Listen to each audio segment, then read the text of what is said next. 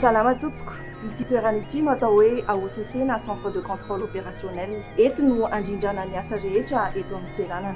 Ny tanjonay dia ny hamahany olana mety hitranga ao anatin'ny fotoana firy. Oui, AOCC ihany tompoko, mba afaka verifiena kely ve eo comptoir numéro 3 fa ohatra misy olana kely a betsaka.